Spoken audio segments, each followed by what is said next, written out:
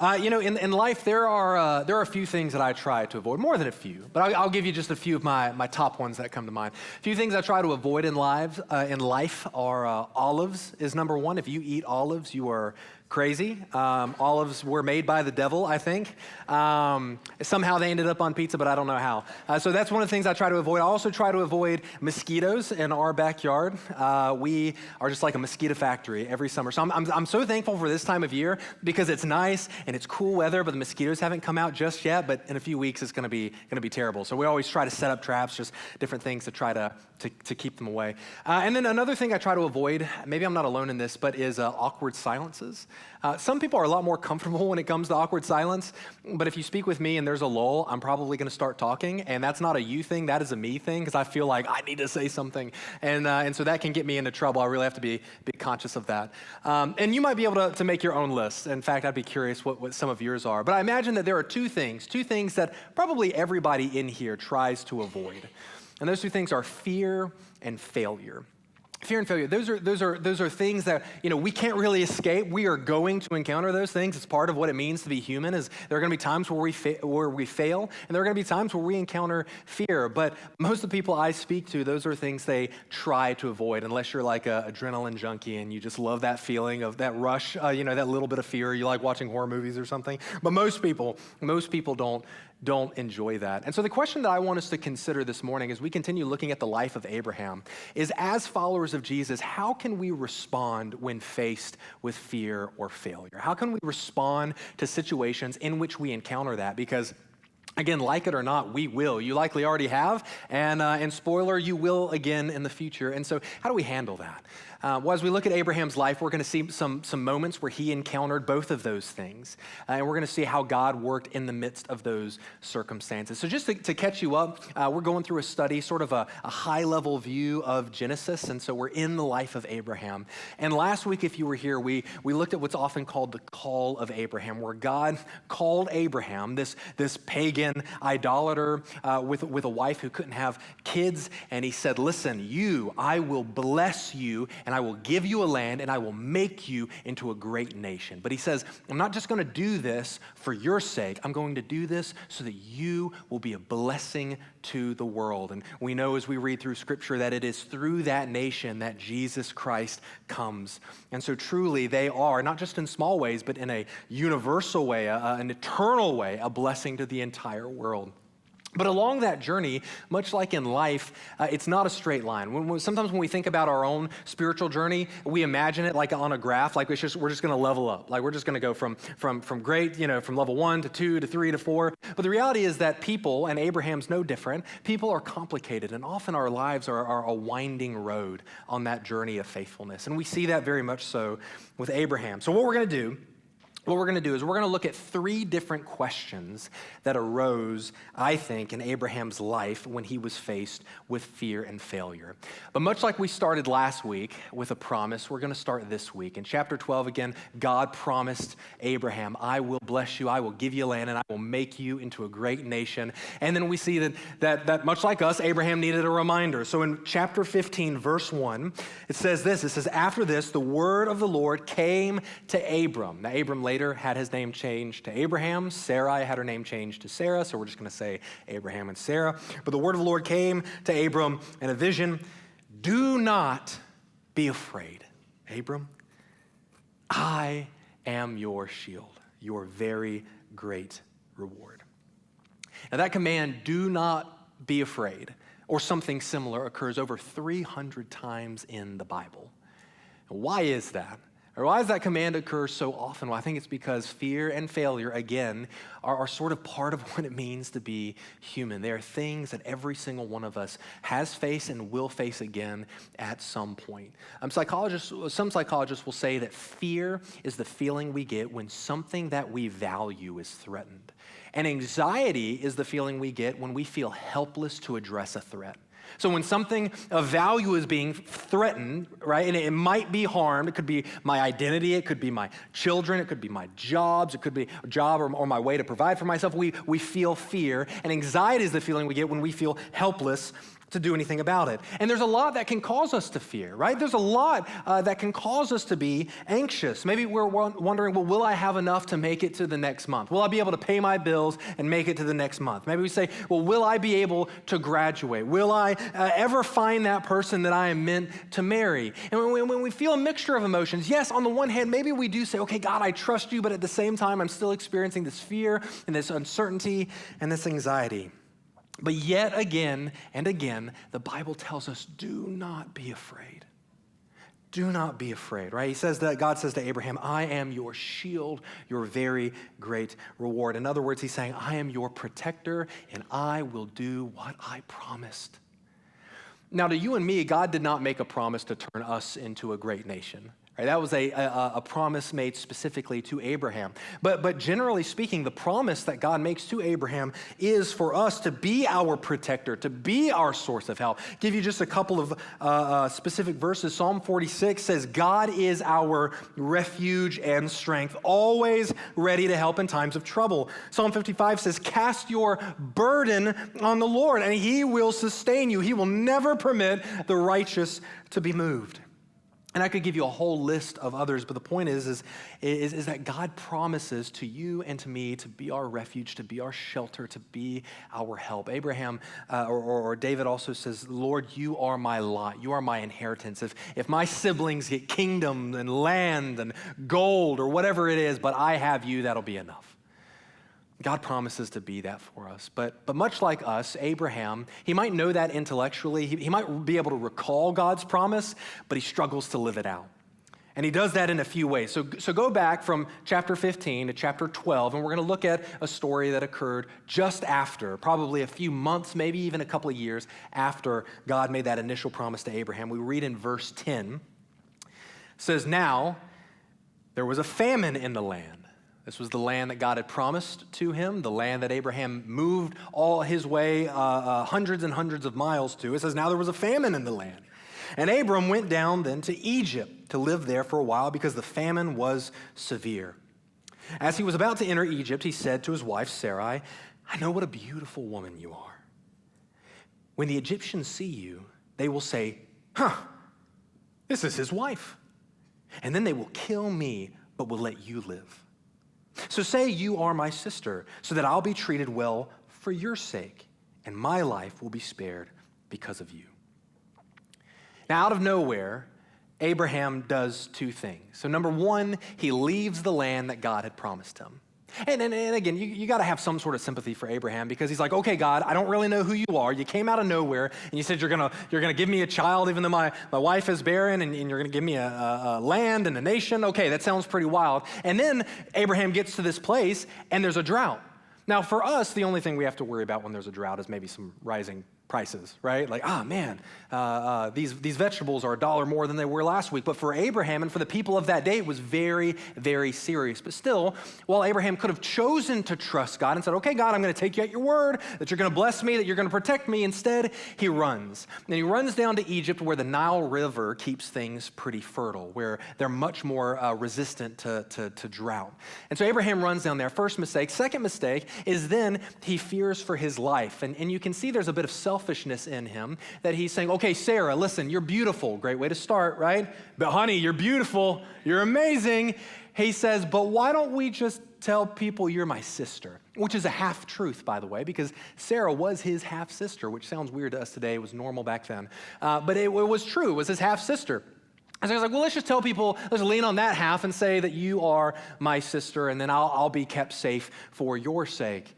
And we see, again, that rather than proceeding in faith, as Abraham does at first when he goes down to the land, we see that Abraham allows fear to make his decisions for him. And so what ends up happening is that Pharaoh sees Sarah, and yes, because she is beautiful, says, I would love to marry you. And he even gives, many scholars believe, it's a little unsure in the text, but provide a dowry to Abraham. So Abraham gets rich off of this, gets all this wealth, but he's sort of caught in this ruse, and so he gives up his wife to Pharaoh. And so Abraham doesn't know how to protect her, but God does. because God is true to his word. And so God strikes Pharaoh's household with an illness, and somehow, we're not exactly told how, but Pharaoh realizes what's gone on, that he's been duped. And so we read in verse 19 and 20, Pharaoh speaking to Abram, says, "Why did you say she is my sister, so that I took her to be my wife? Now then, here's your wife. Take her and go." Then Pharaoh gave orders about Abram to his men, and they sent him on his way with his wife and everything he had. Again, Abraham makes decisions out of fear rather than faith, rather than trust. And the fear, I think in this instance, that is central to Abraham, the question that is central to his experience is, I think, essentially this: will God protect me?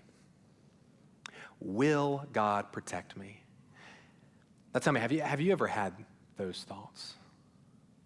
Have you ever wondered if God was going to protect you or help keep your physical or emotional well-being safe? Or maybe the emotional or physical well-being of someone else? I mean, have you ever wondered, well, will I be safe when life gets hard or when illness comes? See, the fear in Abraham's life distorted his circumstances, and it blinded him to what he knew to be true. He had already heard from the Lord. God had already promised these things, and I think along the way provided for him, and yet Abraham allowed his circumstances to determine his reality. I read once about a pastor in England. He was taking a train to another city in England I don't think that he had been to before. And when he left the train station, he said there was this dense fog that as he drove through the country or rode through the countryside, he said he looked out and ponds appeared to be great lakes. And he said he noticed what looked like towering cliffs that just, went up into the sky. And he said the train itself looked as if it was driving into the abyss because the fog was so dense. He said, but the next day, when he returned home, the fog had lifted. And what once appeared to be huge lakes were nothing more than tiny ponds. And those massive cliffs were nothing more than a few boulders that littered the countryside. And his point, reflecting on it, was this. He simply said, ignorance makes obstacles terrifying. Ignorance makes obstacles terrifying. That when we can't see the big picture, we often assume the worst. Psychologists will sometimes call this catastrophic thinking, where we just assume the worst. And so like Abraham, we can often make our decisions out of fear. God, will you protect me? Well, from what I can see, I'm not seeing anything. I'm not seeing your protection, and so let me meddle in your plans. Instead of trusting that God will accomplish his plan and his purpose, again, often we do feel the need to meddle. But that is why God reminds Abraham in chapter 15, do not be afraid. He's like, I've promised to bless you. I've promised to make you into a great nation. Abraham, do not be afraid. Rather, treat me as your shield. I will protect you. I will be your very great reward. But there's another concern, and actually this next question comes about right after God makes that promise. Abraham, don't worry, I will be your shield. We then read in verse 2 of chapter 15 that Abraham says, well, sovereign Lord, what can you give me since I remain childless? And the one who will inherit my estate is Eliezer of Damascus. And Abram said, you have given me no children, so a servant in my household will be my heir. Essentially, Abraham is saying, okay, God, that's great that you promised to protect me. Like, that's really nice. But how on earth am I going to sire a nation? My wife still hasn't had a kid, and this has been years, right, since God promised that. And he's saying, you know what's going to happen, God, is because the customs at the time, I'm going to basically give this promise, this kingdom and my wealth and all that to my servant. So Abraham moved from the question of, will God protect me, to another question, will God provide for me? Will God provide for me? Right, will God give me what I need, or will he let me sink? And ultimately for Abraham, the answer was yes. God was going to provide an heir. Now, it did take decades and decades and decades before that actually came to pass, probably because God was trying to teach him a lesson, like, you can trust me, it's gonna happen. And we see other times where Abraham tries to meddle further. He has a servant who he ends up impregnating because he's like, look, Sarah, if you're not gonna have a kid, maybe the promise will just pass through me. But God says, no, I don't want another kid. I'm going to give you a son that will be yours and Sarah's. You just have to trust me. But again, the question for Abraham was, God, will you provide for me? When Rachel and I were just married, I was in seminary at the time, and I was working a part-time administrative assistant job, and she was working in an online business that she had created, and money was tight, and that's normal. You know, you're in your early 20s, and there were many times in our life where we were wondering, this month is tight. Are we going to be able to get to the next month? And there were a lot of times where, in a similar way, we would look at each other and, like Abraham, ask each other, will God provide?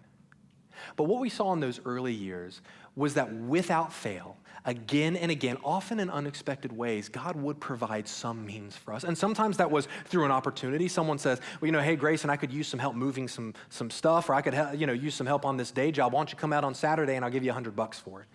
Or you can mow my grass or whatever. Sometimes it was just through an anonymous gift, but somehow, or maybe it was through a sale that would come through on Rachel's end, that we didn't expect that was exactly what we need. But that happened again and again and again. So often that even now as we look back when we're in moments of drought, right? We look back at those times of God's faithfulness and we say, okay, if he did it then, he can do it again. And without fail, God has always come through. And here's the cool part though.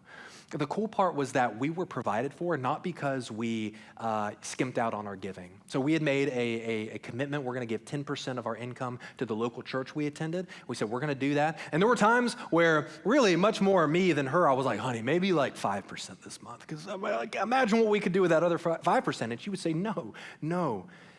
And sure enough, God always provided. And so it wasn't because we skimped out on our giving, and it wasn't also because we hoarded what we had. We really wanted to be generous. We wanted to help people when we heard that there was a need. And so it wasn't because we hoarded all of our wealth, but it was simply because God, out of his abundance and his grace, provided. And sometimes God provided in an abundance. He provided more than we needed, and sometimes it was literally just enough, almost down to the exact dollar amount. I'm not kidding.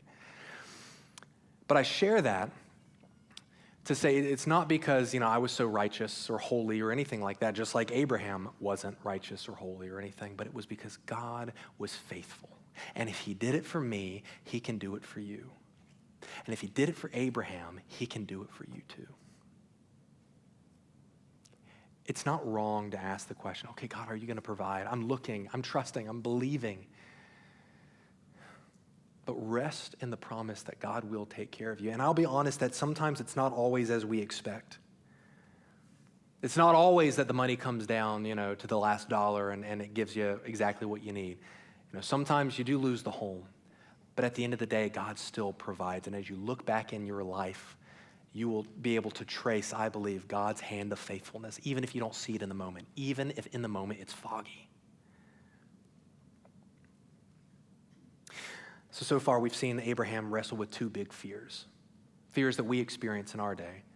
Right? Is God going to protect me? Will he protect me? And will he provide for me? But there's a third one. And sometimes these fears are not a result of a lack of resources, or they're not a result of the danger we experience. Sometimes the questions arise because of what we see in the world around us.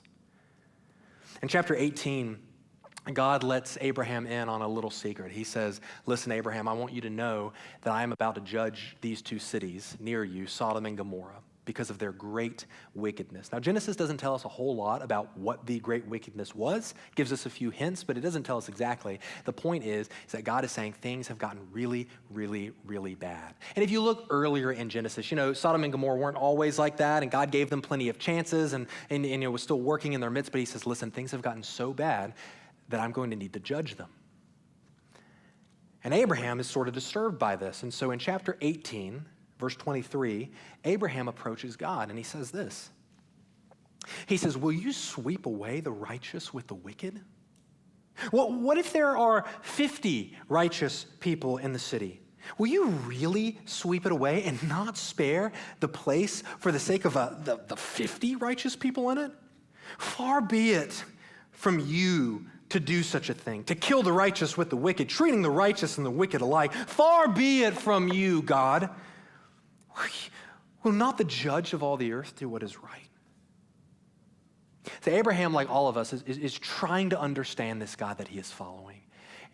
And this is the thing, is sometimes it can feel like in our journey as we follow Jesus that the person next to us understands a lot more about God than we do.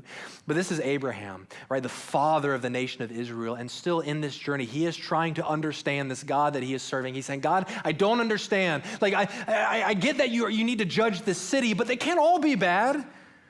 And notice that Abraham doesn't flinch because God is about to judge the cities. I think he understands and respects that, okay, God, you are going to do the right thing. But what he's worried about is he's worried about the righteous people. And so he bargains with God. Initially, he says, well, look, Lord, if there's 50 righteous people. And then if you keep reading in chapter 18, he says, well, what if there's 45 righteous people? Or what if there's 30 righteous people, God, or even 20 or 10? And every time God says, yes, yes, yes, I'll spare the city if there's 20 righteous people, if there's 10. But the question burning in Abraham's heart is, I think, the same question that we all ask at some point. And it's this: is God fair? Will God be fair? Will God deal with suffering in the world? Will God notice that I am struggling? You can turn on the news or social media or whatever, and you can see injustice happening in the world. Maybe you've even experienced it yourself before, and maybe you have even asked the question, God, will you be fair? Will you be fair? I mean, I see the blessings these other people get. I'm just as good as them. Why does my life look so much different? Or why didn't this grandparent that I paid for, why did they die even though their whole church was praying that they would live, that the cancer would disappear, that the chemo would work, and yet it didn't, and now we're at her funeral? God, will you be fair?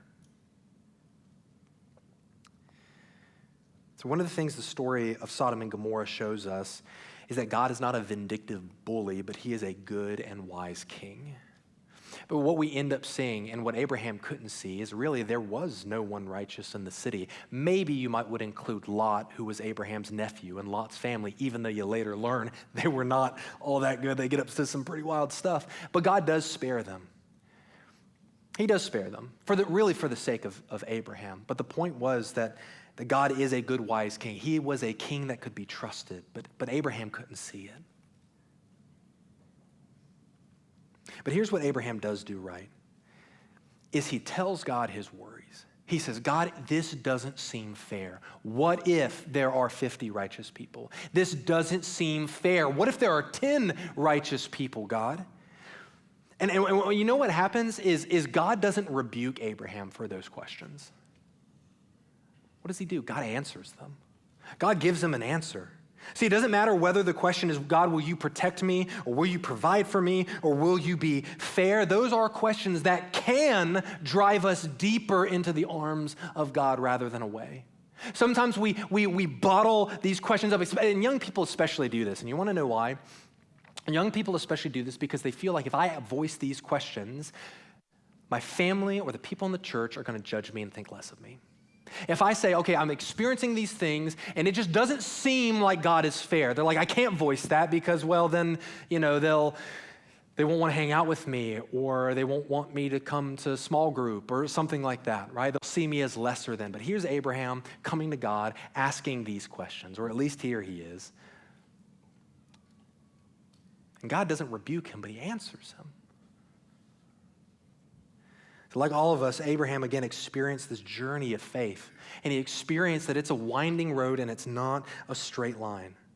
And the same is true for us, that you and I will experience moments of great courage. You will step out in faith, and God will do amazing things through you. But you know what also will happen? You will have moments where you trip and you stumble and you fall, where you doubt, where you make the wrong choice. Those things will happen.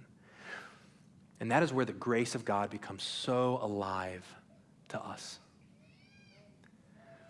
Because if your relationship with God is based solely on how good you are, how pleasing you think you are in his sight, then you will not last in this journey of faith.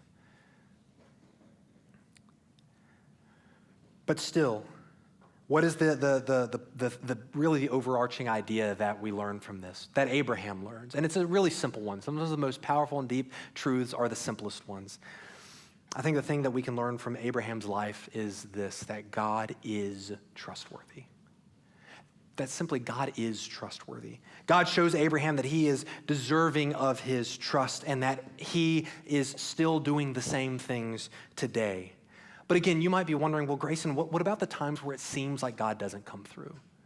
Like, what do I do in those moments where what I prayed for isn't answered, where I'm not protected, where this doesn't happen?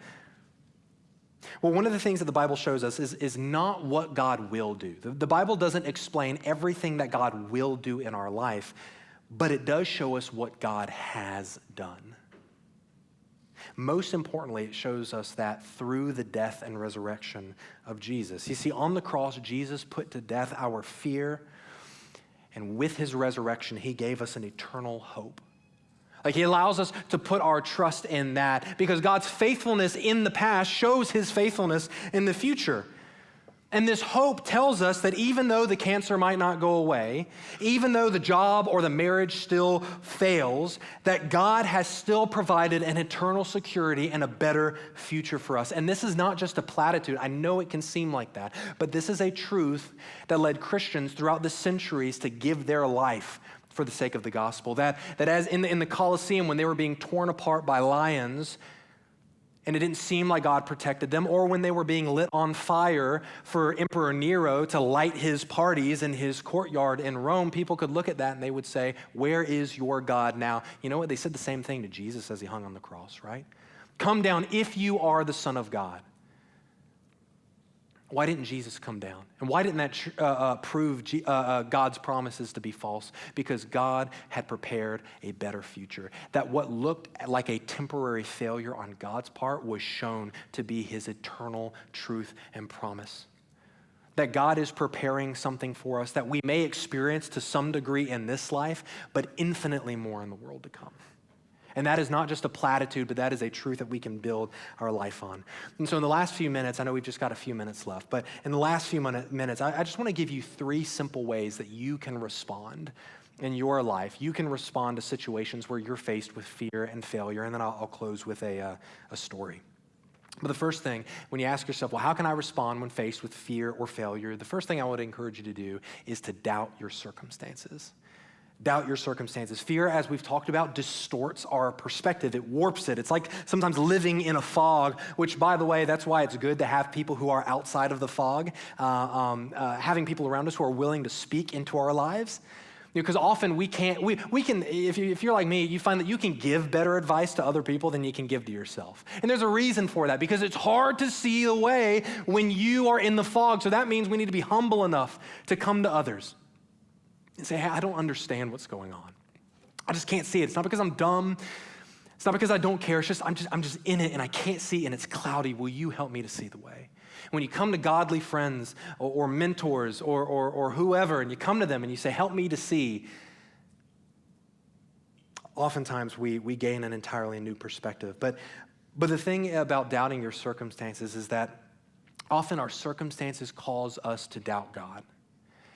And what I would encourage you to do is, with at least the same level of scrutiny, doubt your circumstances. Instead of simply saying, what if God doesn't care?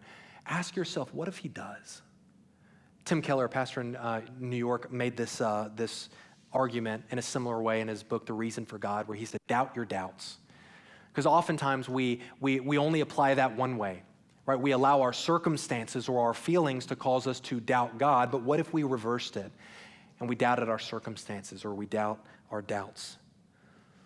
It's one of the ways that we can see through that fog that so often descends on our life. The second way is to trust what you know to be true. When you're faced with fear and failure, trust what you know to be true. God showed Abraham who he was again and again, and yet Abraham doubted. And again, fear makes us question what we know is certain, what we know to be true. I'll give you just kind of a silly example of this. Back in 1938, there was a dramatized retelling of the book War of the Worlds. War of the Worlds, if you don't know it, is an alien invasion story. And so there was a dramatized version on the radio. And at the very beginning of this radio program, there was a disclaimer that said, this is a book written by Orson Welles. None of what you're about to hear actually happened. And then it goes on and it tells the story of this alien invasion. Well, people turned on their radio and they missed that broadcast. Some people did. And so when they were hearing these very real and authoritative sounding people speak about disaster striking, for several of them, they were very concerned. And actually, a few of them, maybe 100 or so, actually believed what they were hearing on the radio, believed that there was an alien invasion, and they would flee their homes. And so it turned into this kind of ordeal that they end up having to backtrack and say, no, it's just a book, it's not real. But sometimes that can happen to us, right? When we encounter fear and anxiety, we can sometimes we can miss the cues on things that we know are not true, but because of our anxiety, because of our fear, because of the cloud of fog that descends on us, we can mistakenly believe things to be true when they aren't. Right, again, instead the Bible shows us again and again that God asks us to trust him, simply to trust him. And I know that sounds so much easier to say than it is to do, but that's it. I like the way Dane Ortland, who's a pastor and author, he put it. When someone asked him, what does it mean to trust God? He said, to trust God means to live your life as if God actually exists and is who he says he is. It is to leave your final welfare in God's hands rather than your own.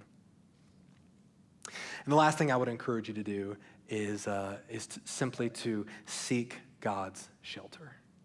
So doubt your circumstances, trust what you know to be true, and at the end of the day, seek God's shelter.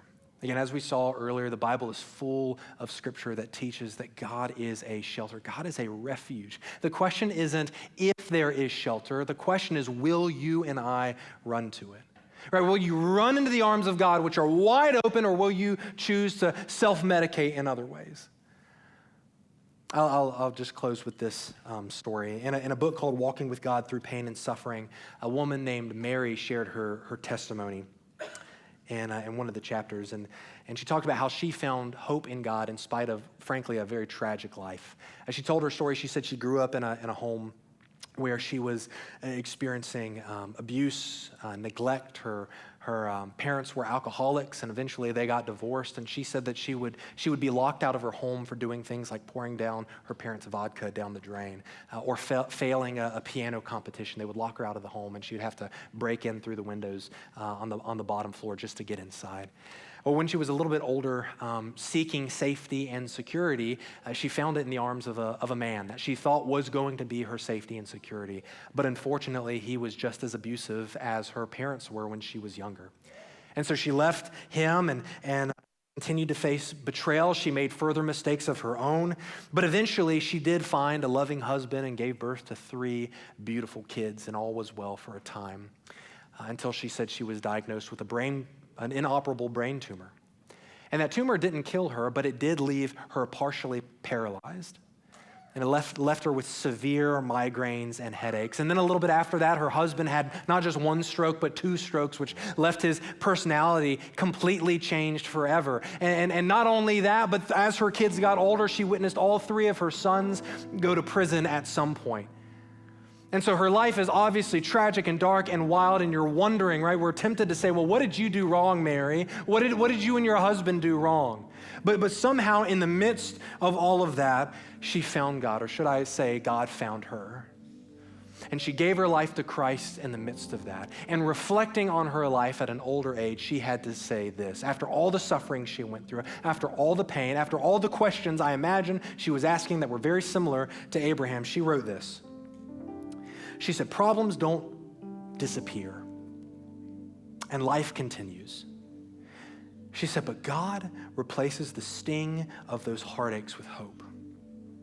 I find even more comfort in being able to stop focusing on all the heartache and instead focus on the one who will someday take the heartache away completely and forever. She said, I spent my entire life looking for and never finding a recipe to go from despair to hope. But I learned that hope comes not in the solution to the problem, but in focusing on Christ, who facilitates the change. And I share that to say that God may not give you short-term solutions. We want that. And you might frankly, it's in some churches where, people say God promises that. God will fix your immediate concern. That may happen and it may not. His protection and his provision and his justice may not look like you imagine, but one thing is for sure, that God embraced fear and death so that one day you could have eternal peace. and that promise is for sure. And so don't make the mistake of trading God for a temporary solution that one day will leave you wanting. But instead, trust, as Abraham did at times, which we'll look at next week, trust that God will be your shield. He will be your helper. And I just want to say, I know that some of you are going through times that are incredibly difficult. And maybe some of this is hard to hear. You say, Grayson, I've done that, but I feel like it doesn't really help. I want to encourage you to press on. And we're going to have a moment where I want to invite you back for prayer. And maybe you need to do that. Maybe you just need to come back and receive some prayer. Or maybe you need to come forward, or you need to kneel right where you're sitting. And you just need to bring those things to God. And you say, okay, God, I've been asking these questions, and I've been looking for solutions elsewhere. But God, I'm going to lay it before you, because I know that what you did on the cross is the greatest solution, is the greatest thing that I needed. And so, God, I'm going to trust these lesser things to you, believing that you will provide in the way that you know is best. Maybe that's you this morning, and if that is, I want to invite you to respond as the Lord leads you. So will you pray with me? Lord Jesus, God, I thank you for your grace.